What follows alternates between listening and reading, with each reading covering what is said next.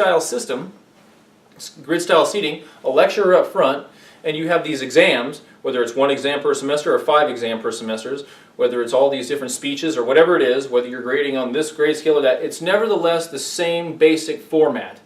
And some people just simply, like creative thinkers like myself, don't do so well with testing that way, so I had to retrain myself and as a result became an analytical thinker. But wasn't an analytical thinker, I was a creative thinker, but had to become an analytical thinker. And that's how I can see it from both ways now, and I can see the system from a much more clear perspective and understand what the hell's going on.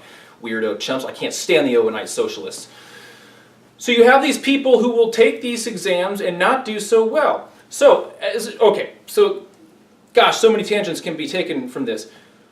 As a history major, my opinion on what the study of history was this. It is names, dates, and events. If someone says that to me now, I say to them, you are a C student. That doesn't mean that you don't know what the hell you're talking about. You may. It's got nothing to do with that. But I know that if you tell me I'm into history, and I ask you immediately, which is usually the first question I would ask somebody if I was seriously listening to them, and they tell me they're into history, I'm asking, well, okay, what is history to you? What is history? History is names, dates, and events. Ah, you are a C student. Period. Doesn't mean you can't become an A student. You can. Doesn't mean you don't have the information that an A student has, because you could. But I know that comment right there tells me that if you were to sit down and start taking exams in history, I can give you exams, whether it's an oral presentation or it's an multiple choice or fill in the blank, it doesn't matter, or match them. You're a C student. You're going to score C on all those based off the basic format that the scumbag public school system is forcing me to provide you with regard to testing you. Okay? I was there. That's how I know. This basic format as a history major led me to get a poor GPA, but yet every time I would discuss things with people, they're like, it's interesting, you have a lower GPA in your history degree, but your history is what backs up your information on politics. It's what backs up your information with philosophy, with economics. Well, yeah.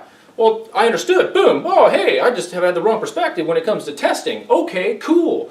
So, instead of history being names, dates, and events, before I get off here and forget about this because I want to make it a point, true history, if anybody ever asks you that question, what is history to you, you tell them, history is cause and effect, man. That's what history is. What caused this, whatever this is, and what was the effect? And then you can start to fill in the blanks with the names, dates, and events in the middle, and that's when you pull in cultural history, and some of the events you'd have to pull in military history, and then you have social history, and all these different parts of history that would come into the cause and the effect. And the cause and the effect, you could write a damn book on every event's cause and effect. But that's real history. Real history is cause and effect. And I didn't understand that the first time around. And so the first time around as an undergrad, I ended up just having all these names, dates, and events just planted in my brain that I didn't get from growing up from the 2 grandfathers and my father. And so that just added to what later became the real understanding of history, which just supports it. So I kind of went about it backwards, but it wasn't a bad thing. It was just backwards. And I say that just as a preface to what I want to do here, and that is to just provide some cool little factoids about history, because I think that sometimes the factoids end up being the coolest part of the discussion.